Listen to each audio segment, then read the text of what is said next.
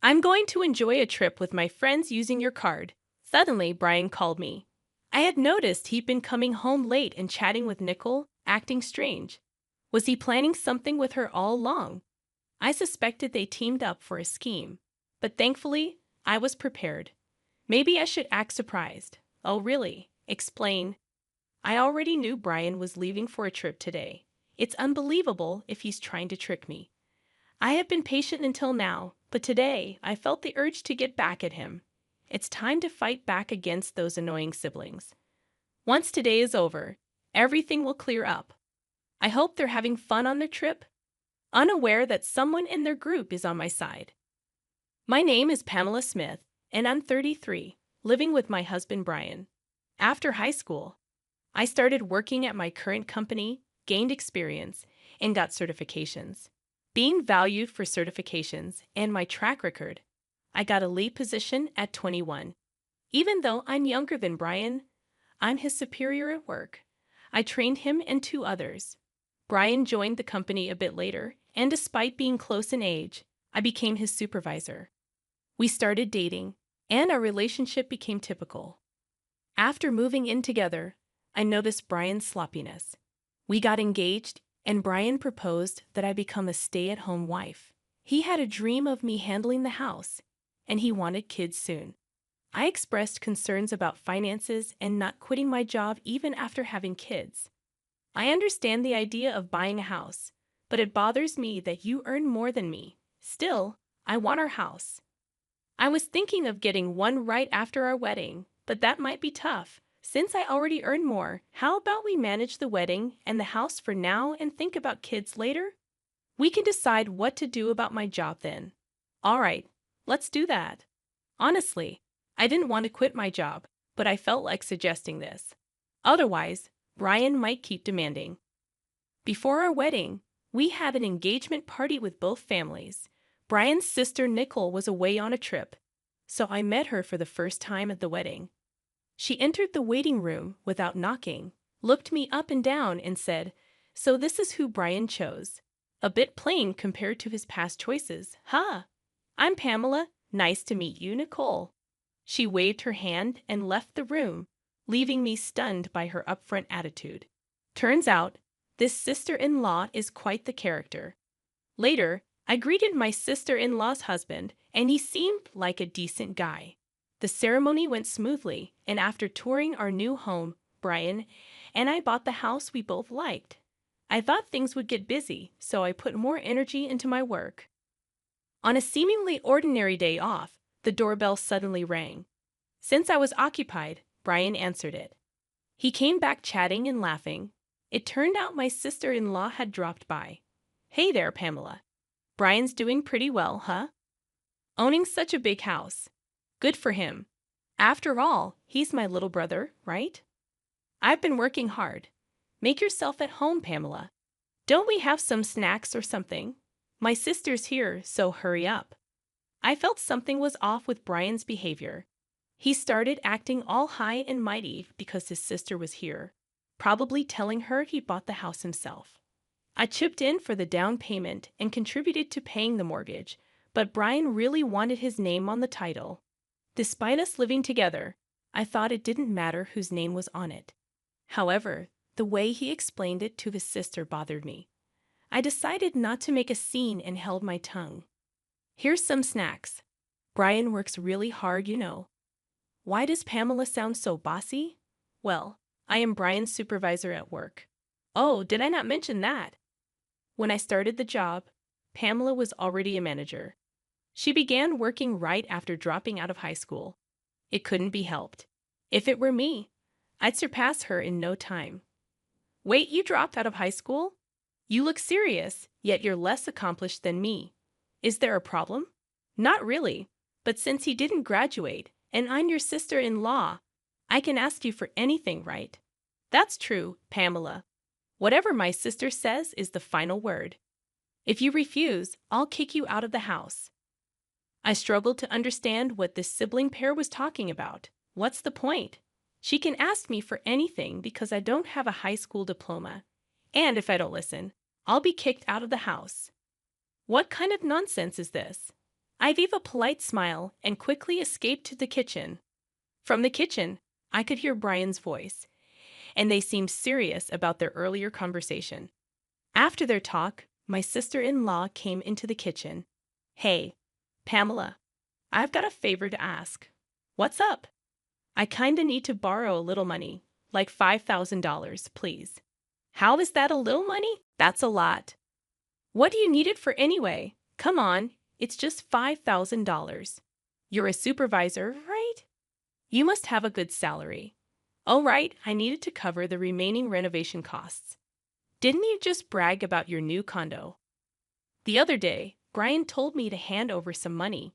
He claimed he'd lend it to his sister, Nicole, and said I should ask you. Why would he decide that without asking me? Listen, Pamela, either give me the money or I'll call the boss right now and tell them you want to quit. Which one do you prefer? All right, Nicole, I'll lend you the money, but on one condition. We need to draw up a promissory note. Even though we're family, I want it in writing. So when you come to get the money, make sure to bring your ID with a picture, okay? Oh, such a hassle, but fine. If you're going to give me the money, I'll be over tomorrow night. So I decided to lend my sister-in-law the money. I had this gut feeling that getting her to sign a promissory note was essential. Even though Nicole grumbled, she did bring everything I asked for the next day. But seriously, I never knew how much Brian was spoiled by his sister until we got married. It's just ridiculous. I bet no matter what I said, it wouldn't have made a difference. Later on, I found out Nicole used the money to buy designer stuff. Once I lent her money, she kept asking for more without any hesitation. Of course, I made her sign a note every single time. In a month, she had borrowed about $12,000 from me. Just when I thought this was becoming too much, I got called into the boss's office. Turns out, they wanted to promote me from a supervisor to a manager. I was over the moon, excited to share the good news with Brian, who had taken the day off. I'm home, Brian. Guess what? Welcome back, Pamela. You seem really excited. What happened today? My boss called me in, and guess what? He asked me if I wanted to be the department manager. My goal has always been to become the head manager, so I'm super excited that I'm getting closer to it. Huh. Wait. What, Pamela? You're getting promoted? I don't get it. Did you accept the offer? Well, yeah, I've told you about my goal before, right? Hold on, you should have asked for my permission before making such a decision. Plus, I've told you I wanted you to be a stay-at-home wife, haven't I? How come you're getting promoted and I'm still stuck at the same position? Doesn't that seem odd? That's not my fault. I've made it clear that I don't want to quit my job. Why you can't get promoted is beyond me. Shortly after, Brian made a call, and I assumed it was to his older sister. Sure enough, a few minutes later, his sister arrived. Hey, I heard you stole Brian's promotion opportunity. What's the big idea? No, I didn't steal anything. At our company, promotions are based on performance. So you're saying Brian's incompetent at his job? How dare you look down on him? As his wife, this is ridiculous. Let's go grab some barbecue on her dime. They rummaged through my purse and took my bank card. I tried to resist, but they were 2 against 1, and I ended up being restrained. The two of them left, laughing, and tears welled up in my eyes. I shouldn't have married such a man. It's too late for regrets. I need to find a good divorce lawyer. That night, Brian didn't come home. The next day when I went to work, Brian had already arrived and came up to me with a smug look, saying, "Yesterday was a blast. Eating on someone else's dime is the best. Thanks for the treat." When he handed me the receipt, I saw he'd been to an upscale barbecue restaurant, and the bill was $1,200. There were also receipts from luxurious bars that totaled an unbelievable $6,000. I wanted to snap back, but more and more employees were coming in, so I held my tongue. On my way home, I checked how much was withdrawn from the bank, and to my shock, it was $8,000. I confronted him when I got back. "Brian, what were you thinking, taking out $8,000 for fancy barbecue and luxurious bars? It's my money, and it's what I had saved from my single days. I just got home, And you're nagging me about money from your single days. Don't know, don't care, can't do anything about it now since I've already spent it. He said that and ran into the bathroom. That's it. I'm definitely going to divorce him. I went to see a lawyer over the weekend. Several weeks have passed since then, and the preparations for the divorce are progressing steadily. Ever since that incident, Brian has been coming home late, and he leaves the house in a hurry on his days off. I was getting suspicious and thought about hiring a private investigator when I got a call from Kevin, my sister-in-law Nicole's husband. Hello, is this Pamela's number? Yes, Kevin, it's rare to hear from you. Yeah, it's been a while. Anyway, is my wife there, Nicole? No, she's not here. I see. She's been coming home late and leaving without telling me. On weekends, she said she was at Brian's place when I asked her yesterday. Oh, I see. Brian's been acting the same way. Maybe they're both going somewhere together. It's none of my business anymore, so I don't really care. Oh, and Kevin, I had something to tell you as well. Can you hear me out? None of your business anymore. What do you mean? All right, go ahead. I told him everything that happened about the money I lent to my sister-in-law and everything else. Upon hearing this, Kevin sighed and said, Is that so? I'm sorry about my wife. To be honest, I've been at my breaking point and considered getting a divorce, but I just couldn't take action. Why not use the evidence I've gathered, Kevin? You should get a divorce too. It's not fair for you to be in this situation. Let's give those selfish siblings who spend money recklessly a taste of their own medicine. Yeah, let's work together on this. Oh, by the way, I think Nicole and the others might be planning a trip. He mentioned that she had urged him to take a long vacation, and there were travel brochures on Pamela's vanity. Curious, I decided to look inside the shelf that Brian had always told me not to touch. Sure enough, I found travel brochures and club cards. That's when it clicked for me. Kevin, I think they might really be planning a trip. I found some brochures. I've got an idea. As I explained the plan, Kevin laughed and agreed to go along with it. We decided to coordinate further via text and ended the call. I also sent him some potential evidence that could be beneficial for the divorce and meticulously planned our next steps. 2 weeks later, early one morning, Brian left the house. I knew about it since Kevin had informed me the day before. A few hours later, Brian called. I'm going to have a blast on your card with my sis and friends. He had been coming home late and sneakily making calls with Nicole. I had sensed something was off. I suspected they were up to something. Good thing I had prepared. Maybe I should act surprised. Mine? What? What do you mean? Explain. Seriously, you didn't notice. We planned this trip ages ago. Kevin was just our backup plan in case something happened. We felt you've been getting too arrogant lately and talked about teaching you a lesson. Got it? Now you can't stand up to us anymore. I don't have to tolerate this any longer. I've been patient for so long. A little payback isn't too much to ask for. I don't feel anything anymore, not even a shred of emotion. Brian, what did you say earlier? I told you about your debit card, right? Huh? I have my card in my wallet, though. What? What are you talking about? Because here it is. Wait, what the heck is this? You just noticed? Slow on the uptake, huh? Didn't you take my old gym membership card from the fitness club I used to go to? It's the same color and same stiffness. Oh my God, it does say fitness club. But I swear when I checked it, it was definitely a debit card. Are you sure you didn't just mix them up? Hey, I heard everything because you're on speaker. What's going on? Brian brought a fitness membership card. I'm sure I saw my debit card. Ah, so it was a scheme by Nicole and Brian, huh? I'm so disappointed. Actually, last night I switched the debit card with the membership card. Seems like you didn't check this morning and just went with it. What? Dude, what the heck are you playing at? No, I should be the one asking that, Brian. Tough break, huh? Don't get too cocky just because you're my stepsister. Got it? You'll remember this when we get back. I've got gifts waiting for both of you when you come back. You trying to bribe us? I won't accept anything but cash.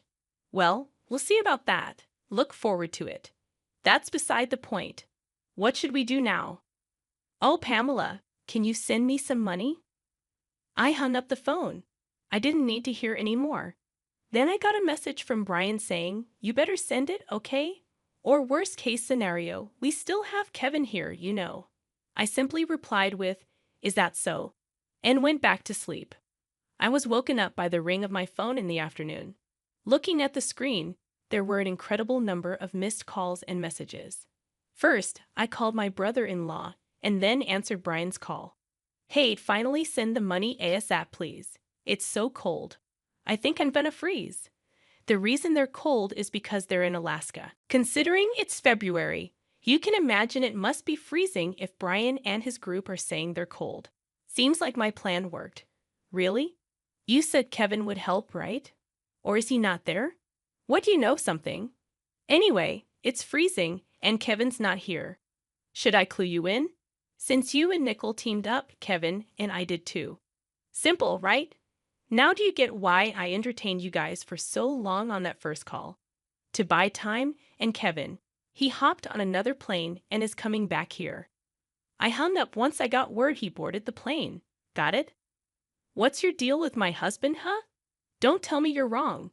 We teamed up to get back at you. Now find your own way back. See you. And with that, I hung up.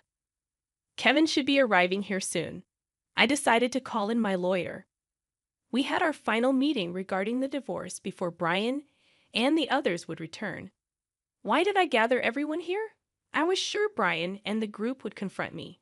A few hours later, as soon as Brian and his group returned, they started yelling. "Pamela? Hey, what the hell? What were you thinking? Be prepared to move out, okay? Kevin's with you, isn't he? Why did you even come back first? Unbelievable. You okay with me leaving? You apologize. Shut it. Sit down." Usually calm Kevin's shouting stunned Brian and his companion, making them sit down right away. The lawyer promptly handed out his business cards to both of them. Both looked dumbfounded as they stared at the cards. "Well, here's a gift from us."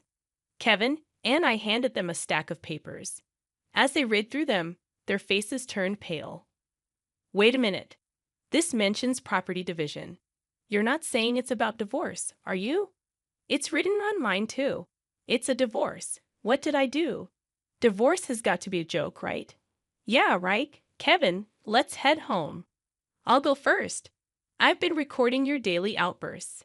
After some time, even the call you made from your vacation, Brian, you don't even know what you did. I can't continue like this with you." "Hold on, are you sure? I said it, didn't I? I'm demanding half of the down payment from when we bought the house, the rest of the mortgage, and the repayment of the savings you spent from when I was single." "Nickel, you spent the money you borrowed from me, and also withdrew from my savings with Brian, right? You're going to repay that." "No, wait, Brian. Didn't you buy this house? And I never borrowed or used any of it."